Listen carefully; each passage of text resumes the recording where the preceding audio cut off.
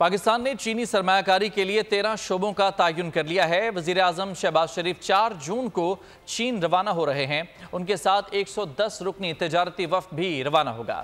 وزیر اعظم شہباز شریف صدر شی جن پنگ اور وزیر اعظم لی چیانگ سے ملاقات کریں گے، جبکہ چینی کمپنیوں کو پاکستان میں سرمایہ کاری کی ترغیب کے لیے پبلک پرائیویٹ سیکٹر سے نمائندے بھی مقرر کر دیے گئے ہیں، جن میں ایشیا پاک انویسٹمنٹ لمیٹڈ کے CEO شہریار چشتی، PSO کے جی پلاننگ وجیہہ احمد اور دیگر شامل ہیں۔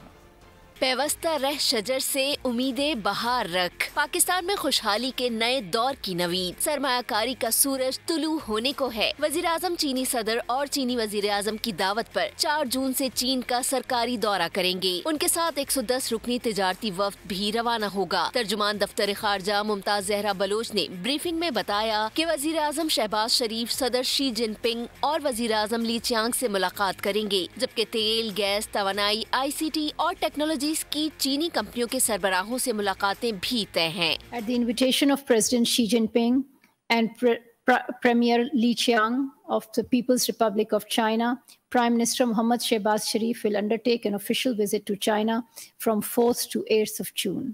An important aspect of Prime Minister's visit will be meetings with corporate executives of leading Chinese companies dealing in oil and gas, energy, ICT and emerging technologies.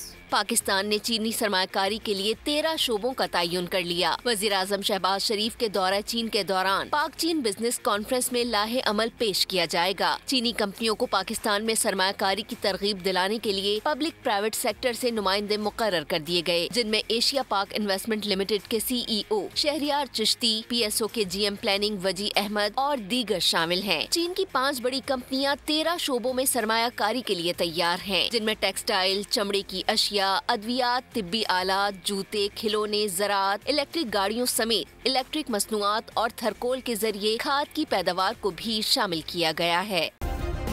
Subscribe کریں اور بیل دبائیں تاکہ کوئی خبر رہ نہ جائے۔